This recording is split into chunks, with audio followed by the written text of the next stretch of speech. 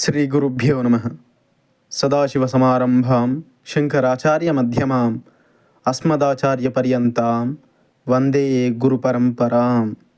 శ్రీ విఘ్నేశ్వరాయ నమ. శ్రీగురుభ్యో నమ. శ్రీమాత్రే నమ. నారాయణం నమస్కృత్య నరం చైవ నరోత్తమం దేవీం సరస్వతీం వ్యాసం తతో జయముదీరయేత్. శ్రీ కార్తీక పురాణం 2వ అధ్యాయం కార్తీక సోమవార వ్రతం. వశిష్ఠుడు మరలా వివరించసాగాడు. జనక మహారాజా, ఈ వ్రతాన్ని విన్నంత మాత్రాన్నే సర్వ పాపాలు నశిస్తాయన్న నగ్న సత్యాన్ని గ్రహించి శ్రద్ధగా ఆలకించు. కార్తీక మాసంలో శివప్రీతిగా సోమవార వ్రతాన్ని ఆచరించేవారు ఎవరైనా సరే కైలాసాన్ని చేరుకుంటారు. కార్తీక మాసంలో వచ్చే సోమవారాల్లో ఏ ఒక్క సోమవారం నాడైనా సరే స్నాన జపాదులని ఆచరిస్తే 1000 అశ్వమేధ యాగాల ఫలాన్ని పొందుతారు. సోమవార వ్రతం మొత్తం 6 విధాలు. 6 రకాల వ్రతాల గురించి వివరించి చెబుతాను, శ్రద్ధగా విను అని జనక మహారాజుతో వశిష్ఠుడు వివరించాడు. మొదటిది ఉపవాసం.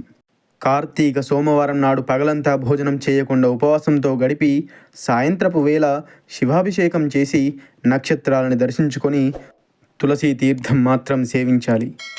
మరునాటి ఉదయమే యథావిధిగా స్నానపానాదుల అనంతరం శివాభిషేకం చేసి నైవేద్యమిచ్చి మధ్యాహ్న వేళ భోజనం చేయాలి. రెండవది ఏకభుక్తం.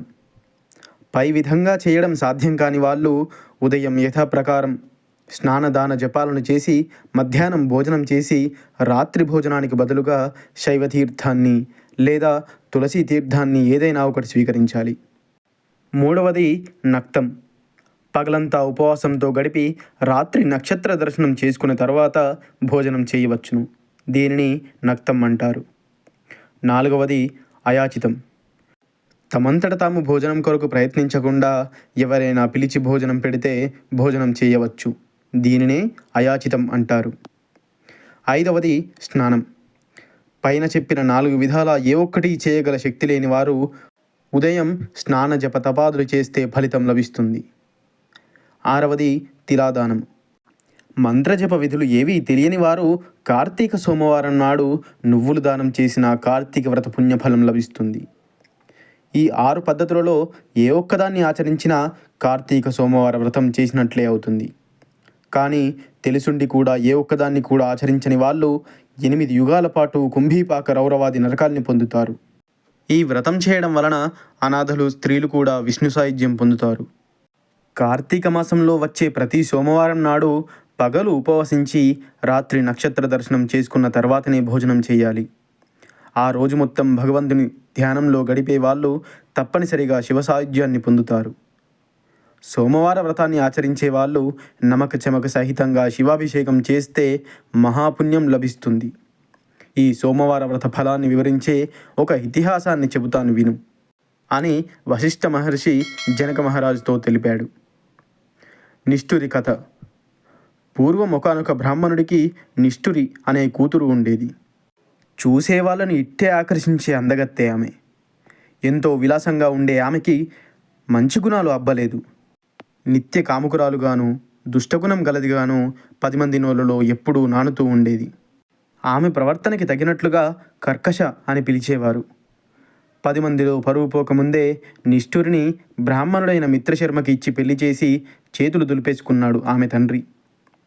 సదాచారుడు, సద్గుణవంతుడు, సరసుడు అయిన మిత్రశర్మ భర్తగా లభించడం వలన నిష్ఠురికి పట్ట పగ్గాలు లేకుండా పోయాయి. ఆమె ఆడింది ఆటగా, పాడింది పాటగా జరగసాగింది. ఆమె రోజు భర్తని తిడుతూ కొడుతూ అవమానించసాగింది. అయినప్పటికీ తన వంశానికి మాయని మచ్చ వస్తుందన్న భయంతో చిత్రహింసలన్నింటినీ భరిస్తూ కాలం వెలిబుచ్చసాగాడు మిత్రశర్మ. ఇదిలా ఉండగా నిష్ఠురి ఎందరో పరపురుషులతో అక్రమ సంబంధం పెట్టుకొని భర్త ఎదుటే రాసక్రీడను కొనసాగిస్తూ భర్తని, అత్తామామలని నిర్లక్ష్యం చేస్తూ పౌరుషపు మాటలతో చిత్రహింసకు గురి చేసేది. కొంతకాలానికి నిష్ఠురి మనసు కోరికల గుర్రంలా హద్దుల్ని దాటింది. ప్రతిరోజు ఆమెను అనుభవిస్తున్న విటుడు ఆమె మనసులో విషబీజాన్ని నాటాడు. మన సుఖానికి అడ్డుగోడగా ఉన్న నీ భర్తని ఎలా అంతమొందిస్తావో ఆలోచించు అంటూ ఆమె మనసులో విషబీజాన్ని నాటాడు విటుడు. బాగా ఆలోచించి ఒక నిర్ణయానికి వచ్చిన నిష్ఠురి ఆ రాత్రి నిద్రపోతున్న భర్త శిరస్సు మీద పెద్ద రాతిబండతో మోది అతని ప్రాణాలని తీసింది. అంతటితో ఆగక తానే స్వయంగా భర్త శవాన్ని మోసుకు వెళ్ళి ఒక పాడుబడిన బావిలో పడేసింది. ఇదంతా గమనించిన ఆమె అత్తమామలు ఆమెకు భయపడి ఊరు వదిలి పారిపోయారు. ఇక అడ్డు అదుపు లేకపోవడంతో కామంతో కళ్ళు మూసుకుపోయి ఎందరో పరపురుషులతో నిత్యం రాసక్రీడలో తేలియాడసాగింది. కాలగమనంలో అనేక సంవత్సరాలు గడిచిపోయాయి. నిష్ఠురి బలం యవ్వనం తొలగింది. శరీరం శుష్కించింది. రకరకాల జబ్బులు సోకాయి. విటుల రాకపోకలు తగ్గిపోయాయి. ఎవరికి వారు ఆమెను అసహ్యించుకోసాగారు. తనకంటూ తన వారంటూ ఎవరూ లేకుండా ఒంటరిగా మిగిలిన నిష్ఠురి చివరికి తినటానికి తిండి, కట్టుకోవడానికి బట్ట, ఉండడానికి ఇల్లు, పలకరించేవారు కరువై నడి రోడ్డు మీద పడి చనిపోయింది. చివరికి ఆమె శవాన్ని దహనం చేసేవారు కూడా కరువయ్యారు. యమదూతలు వచ్చి నరకానికి తీసుకొని వెళ్ళారు. యమధర్మరాజు దుర్భరమైన శిక్షలు అమలు చేశాడు. భర్తని విస్మరించి పరపురుషులతో అక్రమ సంబంధం పెట్టుకున్న పాప ఫలితంగా మండుతున్న ఇనుప స్తంభాన్ని కౌగలింపజేశాడు. భర్త తలని బండరాతితో బ్రద్దలు కొట్టినందుకు ముండ్ల గదలతో ఆమె తల చిట్లేటట్లు మోదించాడు. భర్తని దూషించినందుకు, కొట్టినందుకు, తన్నినందుకు ఆమె పాదాలని పట్టి కఠిన శిలలకేసి బాధించాడు. సీసంగాచి చెవులలో పోయించాడు. తర్వాత కుంభీపాక నరకానికి పంపించాడు. ఆమె పాపాల ఫలితంగా ఆమె యొక్క ముందు 10 తరాల వాళ్ళు, ఆమె వెనుక 10 తరాల వాళ్ళు మొత్తం ఆ కుంభీపాకంలో పడి కుమిలిపోసాగారు. అలా నరకాన్ని అనుభవించిన తర్వాత 15 సార్లు కుక్కగా జన్మించింది నిష్ఠురి. 15వసారి కళింగ దేశంలో పుట్టి ఒకానొక బ్రాహ్మణ గృహంలో శునకంగా ఉండేది. సోమవార వ్రతం యొక్క ఫలితం చేత కైలాసం చేరిన శునకం. కాలం గడుస్తుండగా కార్తీక మాసం వచ్చింది.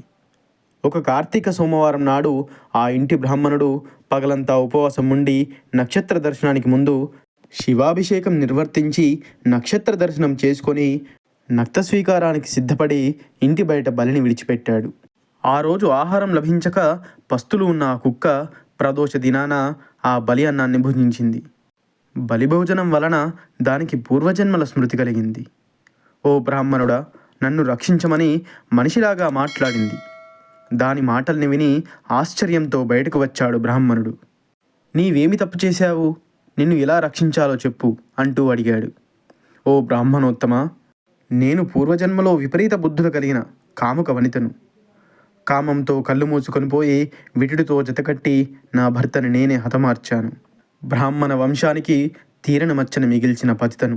నా పాప ఫలితంగా అనేక సంవత్సరాలు నరకంలో చిత్రహింసలు అనుభవించి ఈ భూమి మీద 14 సార్లు కుక్కగా జన్మించాను. తిరిగి 15వసారి కూడా కుక్కగా జన్మించి నీ ఇంట ఉంటున్నాను. ఉన్నట్టుండి నాకు పూర్వజన్మ జ్ఞానం ఎలా వచ్చిందో అర్థం కావడం లేదు. దయచేసి కారణమేమిటో తెలియపరచండి మహానుభావ అంటూ వేడుకుంది శునకం. తన దివ్య దృష్టితో కుక్క యొక్క పూర్వజన్మని పూర్తిగా తెలుసుకున్నాడు ఆ బ్రాహ్మణుడు. ఓ శునకమా, నీ పూర్వజన్మ వృత్తాంతం అర్థమైంది. నీవు ఈ కార్తీక సోమవారం నాడు ప్రదోష వేళ వరకు పస్తు ఉండి నాచే విడువబడిన బలి అన్నాన్ని తినడం వలన నీకిలా పూర్వజన్మ జ్ఞానం కలిగింది అని చెప్పాడు ఆ బ్రాహ్మణుడు. ఓ మహానుభావ, నాకు మోక్ష మార్గం చూపు స్వామి అంటూ ఆ కుక్క తిరిగి వేడుకుంది ఆ బ్రాహ్మణోత్తముణ్ణి. దయామయుడైన ఆ బ్రాహ్మణోత్తముడు వెంటనే స్పందించి తాను చేసిన అనేక కార్తీక సోమవార వ్రతాలలో ఒక సోమవారం నాటి ఫలాన్ని ఆ కుక్కకి ధారబోశాడు. వెంటనే ఆ కుక్క తన కుక్క శరీరాన్ని విడిచిపెట్టి దివ్య స్త్రీ శరీరధారి అయి పితృదేవత సమన్వితి అయి కైలాసమునకు చేరింది. అది కార్తీక సోమవార వ్రతం యొక్క ఫలితం అని వశిష్ఠుడు జనక మహారాజుతో తెలిపాడు. ఇక్కడితో 2వ అధ్యాయం పూర్తి అయినది. సర్వం శ్రీ గురు దివ్యచరణారవిందార్పణమస్తు. స్వస్తి.